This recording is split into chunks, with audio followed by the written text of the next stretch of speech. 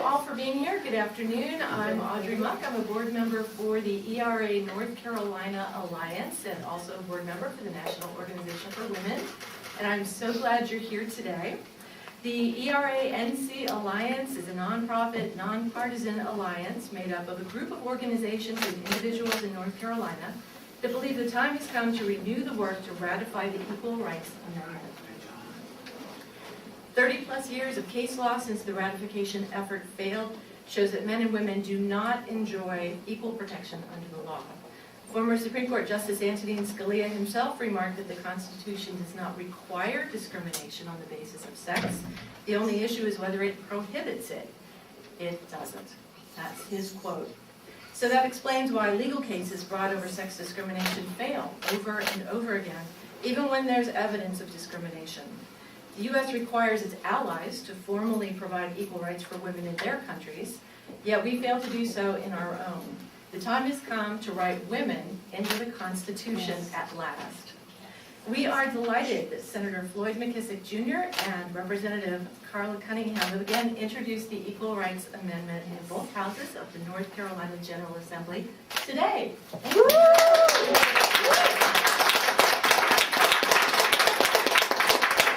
And so you're not here to hear me talk. Senator McKissick, would you like to make a few comments? Sure, thank you. Audrey, I'd like to thank you for hosting this press conference today, and more importantly, all of you that are part of various organizations for being here, and Gilly for all that you do for the various women's organizations this day, particularly the National Organization for Women. The reason we're here, it's a reason that really shouldn't even exist. There should not be any question as to whether women are entitled to equal rights, particularly in the year 2017. It's almost unconscionable that's necessary for us to have a conversation about passing a constitutional amendment that guarantees equal rights for women in this country. Absolutely. When you think about the context that we're in today, women don't have equal pay for equal work. The best that I've seen by any analysis and statistics is that they make about 79 cents on a dollar for every dollar that a man earns. Comparable pay for comparable work is obvious. There's a need for that. But more importantly, you cannot lawfully discriminate among people who have the same skill sets just because of their gender. That's inherently wrong. It's absolutely something that should be illegal in all 50 states. And if it takes a constitutional amendment to guarantee those equal rights when it comes to equal pay, when it comes to civil rights, when it comes to access to jobs, then we need to pass it. There's only 3 states left that are needed for it to be ratified. Just to share a few statistics with you that I found quite interesting. Not only are women not receiving equal pay for equal work, but if you look at the fact of how many mothers actually end up in families where they're the only person in that family that's earning an income. Back in 1965, 93% of births were to women with marriage licenses. But by 2014, 41% of mothers were not married. And if you look at those mothers that are under 30 years of age, 53% are not married. If you look at those mothers that are living in poverty, 2013 it was 39.6%. And of that 39.6%, how many were living in extreme poverty, making less than 50% of the federal standard for poverty? 51.9%. Over half. Over 45.8% of single mothers receive food stamps. Women today have higher levels of educational attainment at every level. We're out-graduating men consistently, whether it's at high school, whether we're talking about college, whether we're talking about advanced degrees, but they're making 79 cents on a dollar. There's something fundamentally wrong.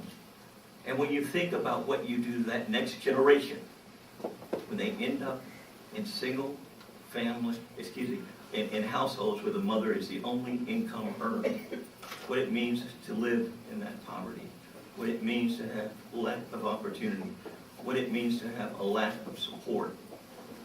We don't have an equal rights amendment that guarantees constitutionally the protections that are necessary. We shortchange an entire generation. We shortchange those children. We shortchange our sisters and our other family members, relatives. It's unconscionable. And if it's going to take an equal rights amendment for us to do this, then we need to pass it. And if you hear people talk about, well, if we pass it, it's going to have a major impact on business and what they have to pay, then so be it.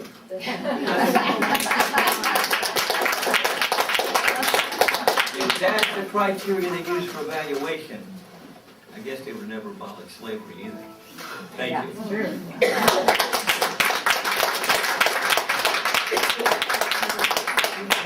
And I'd like to invite Representative Cunningham to also say a few words. Thank you. Thank you.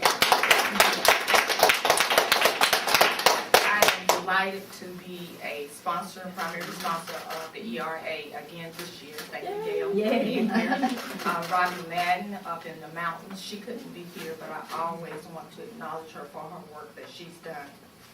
The Equal Rights Amendment was passed by Congress on March 27, 1972. It was sent to the states for ratification by both houses of the state chambers. A proposed amendment becomes part of the Constitution when approved by 3/4, 38 of the 50 states. 5 years later, 35 states approved the amendment by the congressionally imposed deadline of June 30th, 1982.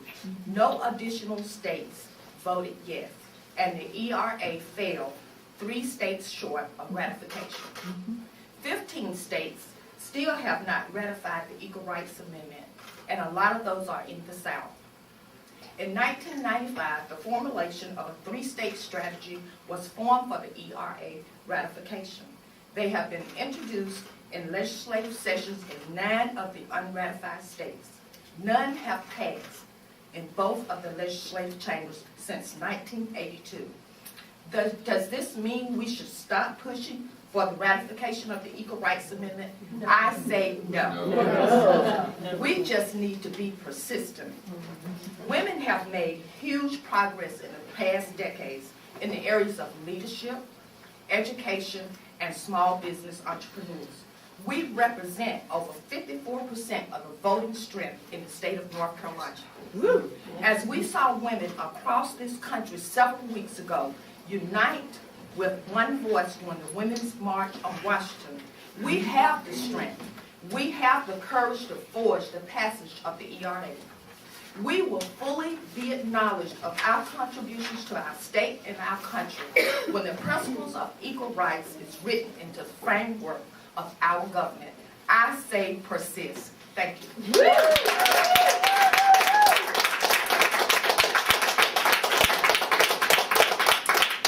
So much, Representative Cunningham. Let's see. So the ERA NC Alliance has 9 lead organizations, and I've got some brochures that list all 9 of them, and you can also find them on our website, era-nc.org. I'm going to invite board members from 2 of those organizations to say a few words. First, I'd like to introduce Joyce Morning Mitchell, President of the Democratic Women of North Carolina.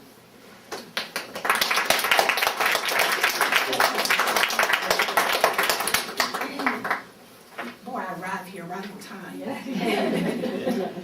I just want to share a few words with you. Equal means equal reports that every 9 seconds, a woman is assaulted or beaten.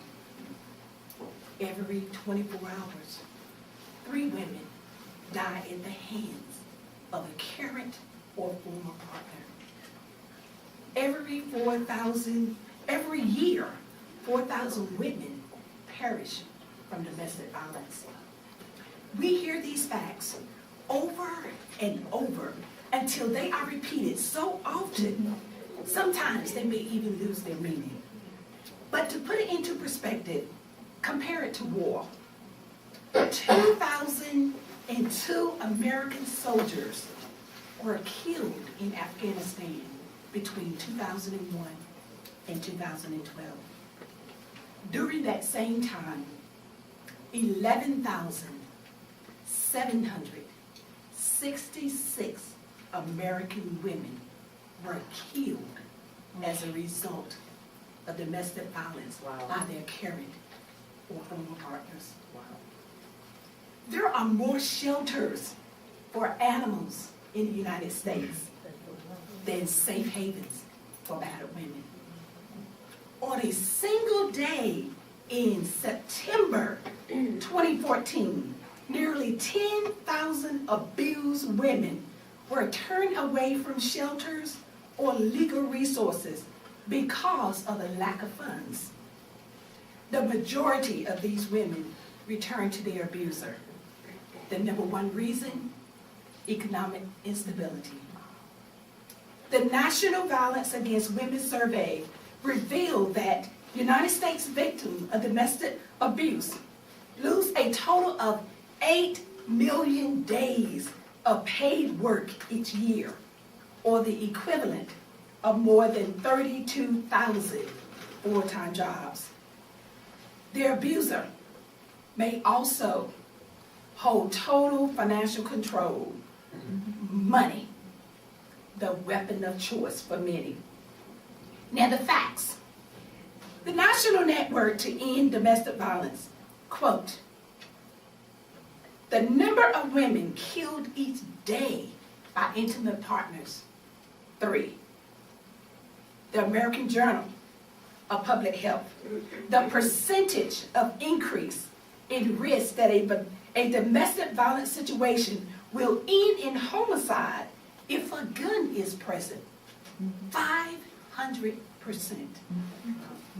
The number of women turned away from domestic violence programs in a single day in September 2013 due to budget cuts, 9,641.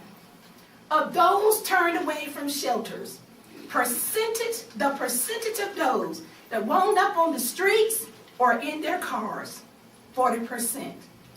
And 60% of those returned to their abusers. The annual cost of domestic violence in the United States, $5.8 billion, according to the Center for Disease Control. And the percentage of women convicted of homicide who acted in self-defense against an abuser is up to 80%. And the sad fact is, many of us know people who has been affected by domestic violence. A friend that we look at the boyfriend sideways. A family member who years later tells the story of how she was a victim of abuse. And then the friend whose daughter was tragically murdered, weighing heavily on that mother's heart every day. But you know what? Domestic violence thrives when we keep silent. But if we take a stand and work together, we can end domestic violence. We can end by telling our friends and our families that we will not tolerate domestic violence. And by asking them to stand with us, we can end by supporting the programs. We can end by supporting Senator Floyd McKissick, Representative Colin Cunningham, as they have filed so that North Carolina can ratify ERA in the Constitution. Let us bind together and take a stand, because we're representing women who are affected by domestic violence and so other many critical factors that can be addressed if we would just come together as a state.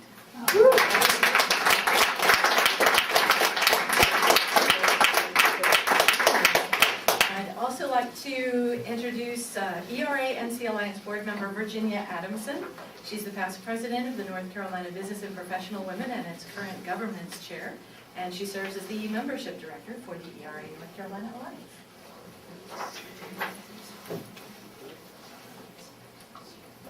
Yay, Virginia. Good afternoon. Good afternoon. Why does our nation need the ERA? The principle of equal opportunity has always been the driving force of the American economy.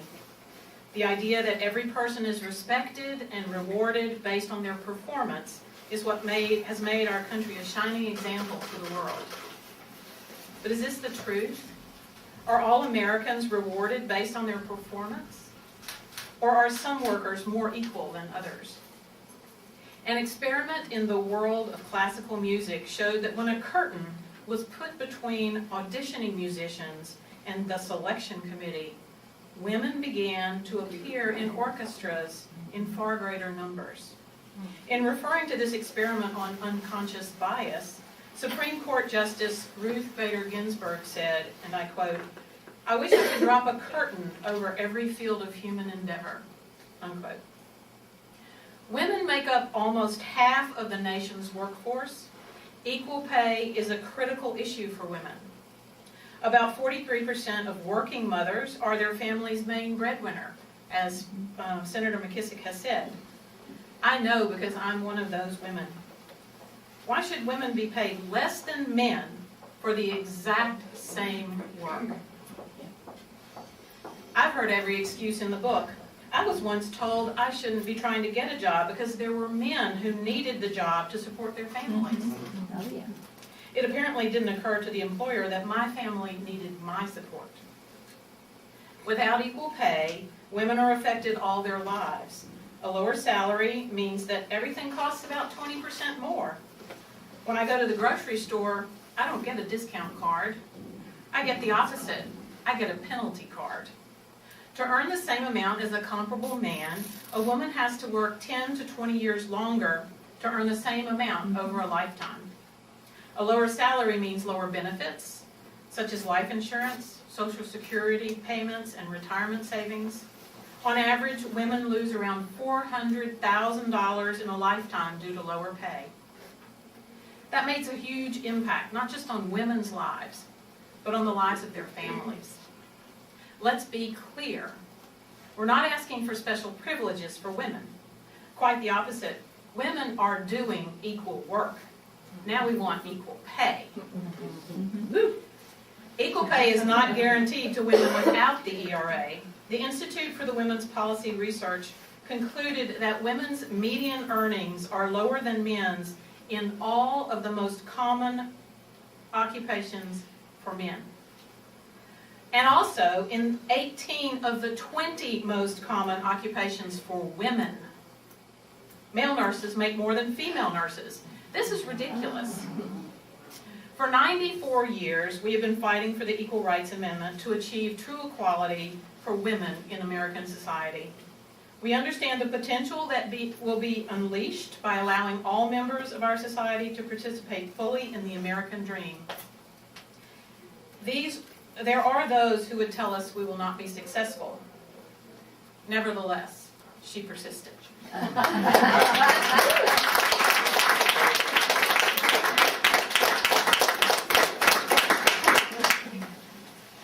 And I'd like to introduce Representative Susan Fisher to say a few words. Thank you very much, and thank you all for making the trip from all around the state to be with us today as we once again introduce the resolution to ratify the ERA. The thing that I think is really important to remember is that this is a nonpartisan issue. This is not a Democrat or a Republican issue. This is an issue about every woman, every man in all walks of life. The thing that is heartening to me is to see women, particularly women of all different ages in this room. Some who have been working on ERA practically their whole lives, some who have just begun, and some who are sort of like me, sort of in the middle. And it gives me hope to see that range of ages, that women are now coming into the fray. They are paying attention to what needs to happen, and they're putting their words and their actions to bear on an issue that should have been taken care of long ago. The UN World Conference on Human Rights said many years ago that women's rights are human rights. And so we need to remember that and move this issue forward. It's been long enough. It's way past due. And I appreciate the work in every generation to make this a reality. Thank you.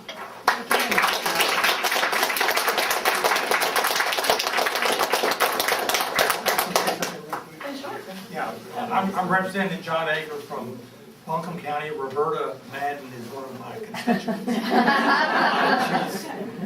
She reminds me all the time that I need to be here. I'm here to speak for her and for my wife Annie. And for me, what I'm remembering, I'm of an age when the ERA stalled out 3 states short. Yes. And what I remember is that it had a lot to do with bathrooms. So here we are.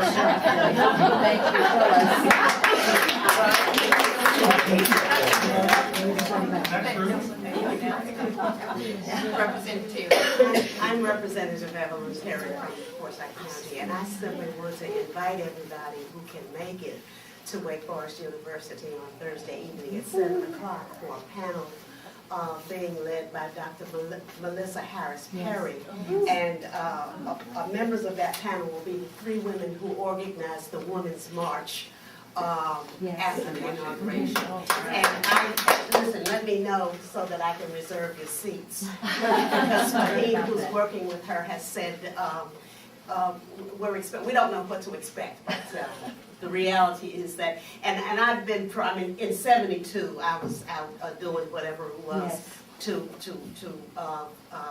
really support the ERA because it's not a long story, but story of a woman I was working with who was a volunteer, wife of a very wealthy banker who became a volunteer for me. She said, I have to volunteer because I can't work because my husband won't let me. And if I were to work, I wouldn't be able to open the paycheck. I would have to give it to him. So that's why I believe in equal rights for all people.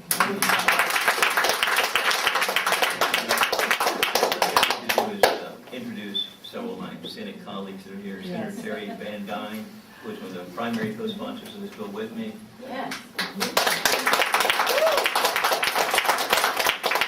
Senator Joyce Wydell, who is also a secondary co-sponsor of the bill. And Senator Erica Smith Ingram, who's also a secondary co-sponsor.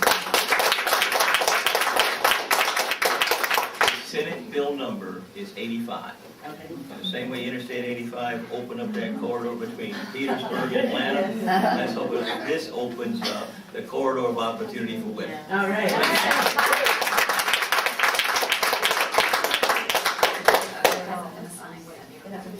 All right. So the bill in the House has not been assigned a number yet, but we'll definitely get that information out as soon as we have it. So I would like to mention that for the past 6 months, the ERA-NC Alliance has been inviting counties and municipalities around the state to adopt resolutions supporting ratification of the Equal Rights Amendment. So we're working here at the State House, and we're also working in our communities to build support and galvanize this towards ratification. And so Cora Cole-McFadden, Mayor Pro Tempore of Durham, is here with us today. Durham was the very first North Carolina municipality to adopt an ERA resolution.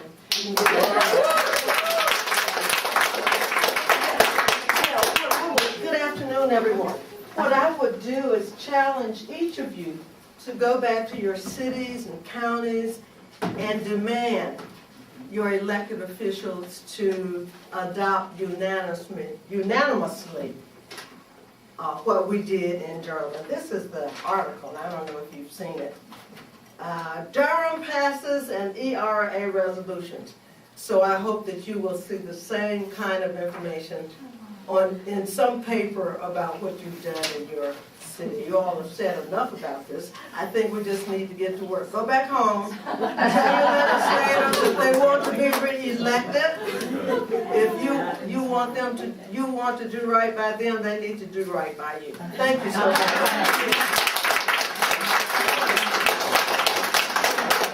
Okay, let's see.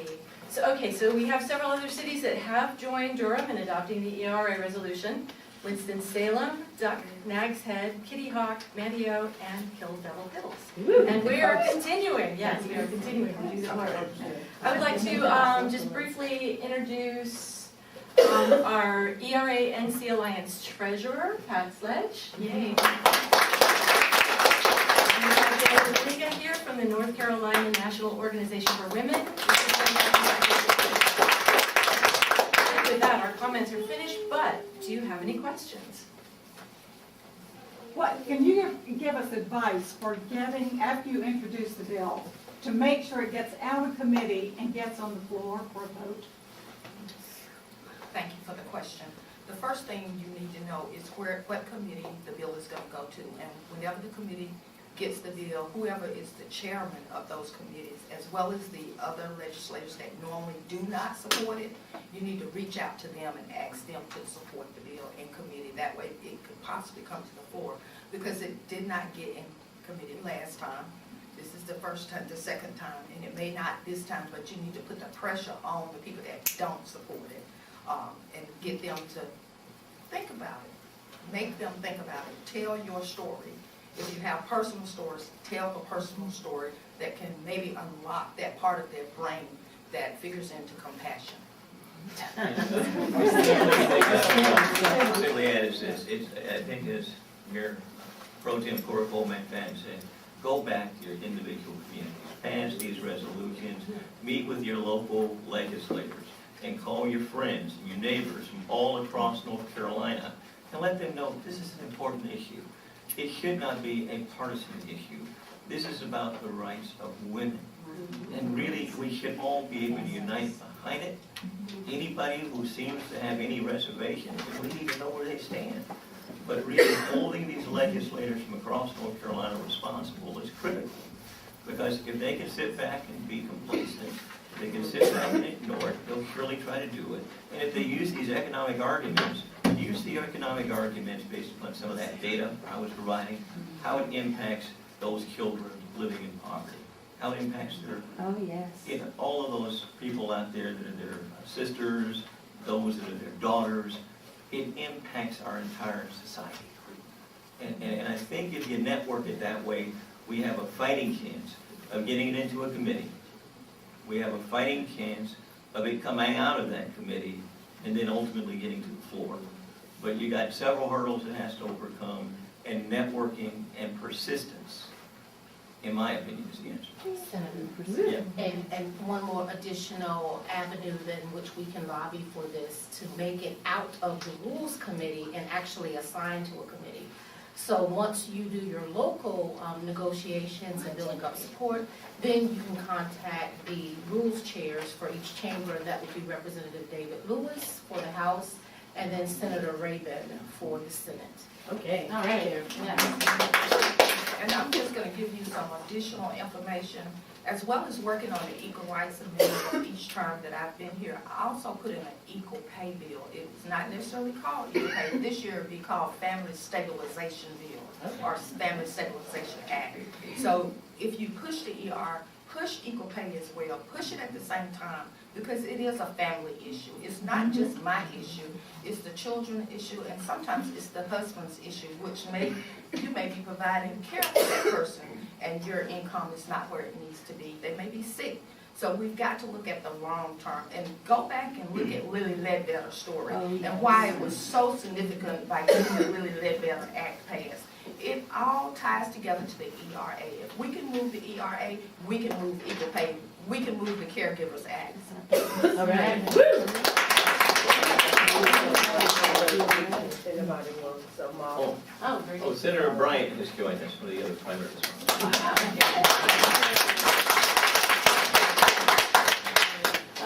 Any other questions? Sharon on WRL, why now?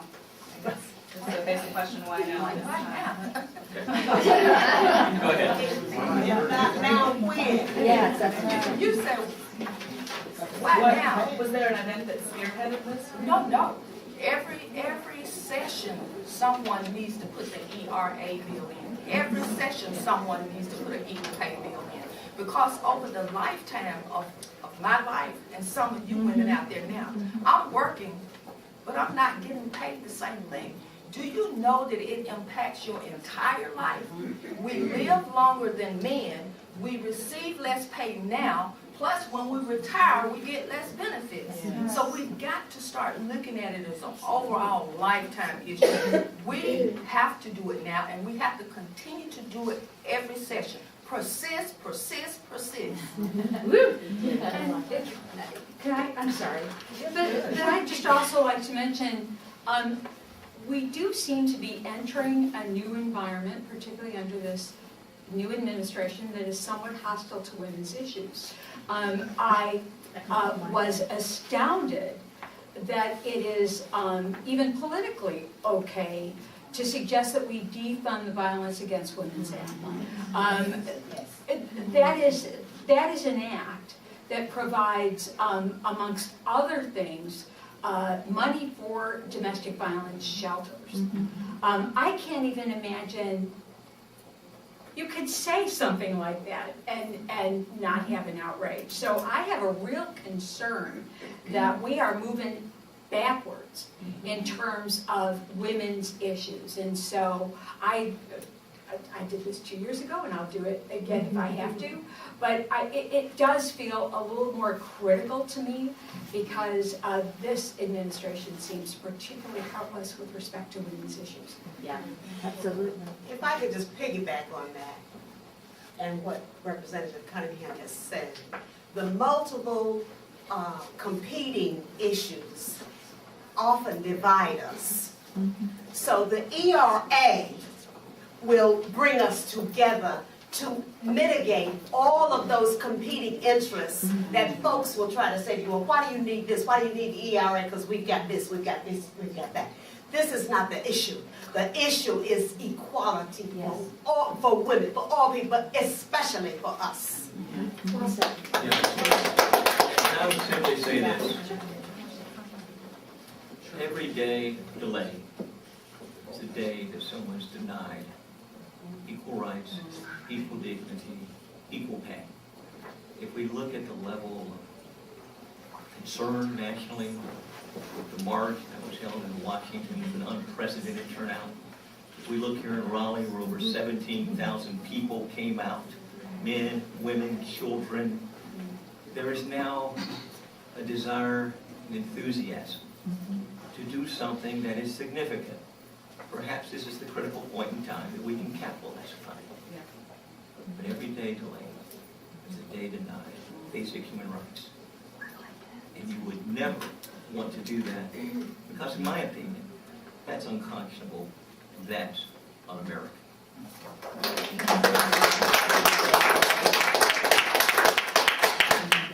I'd like to speak to why now, if I might. And I'm reading this from a brochure that was put together by Robbie Madden, who is one of the co-founders of the ERA-NC Alliance Coalition. Why the ERA is needed. The majority of American citizens still do not have constitutionally guaranteed rights except the right to vote. Without this guarantee of equality, all laws can be overturned by a single majority vote in state legislatures or in Congress. This fact is being demonstrated daily in our current political scene. Some claim that the 14th Amendment gives women those rights, but sex discrimination cases brought before the Supreme Court have usually lost. Justice Antonin Scalia has stated flatly that the Constitution does not prohibit sex discrimination. Currently, our courts view sex discrimination cases with intermediate or rational scrutiny, whereas cases of discrimination based on race, religion, and national origin are treated with strict scrutiny. The ERA will protect men as well as women and will require fair treatment in cases of family law, military service, and other areas. Currently, men file about half the sex discrimination cases before the Supreme Court. How will the ERA change things? Little will change overnight, but the ERA will make sex discrimination illegal in government where it exists. Over time, equality would be upheld in credit, wages, employment, insurance, education, and sports, to name just a few. Women appear to have become scapegoats for an increasing disrespectful, vicious, and ideologically skewed debate among lawmakers who ignore their responsibility to promote the general welfare. A constitutional amendment sends a clear message that discrimination cannot be tolerated and that strict scrutiny would be applied to every case. Thank you. Any other questions? No? All right. Well, thank you all. We are so grateful for what you're doing and for introducing us to these bills again. Again. Again, and we are with you. Thank you. Thank you.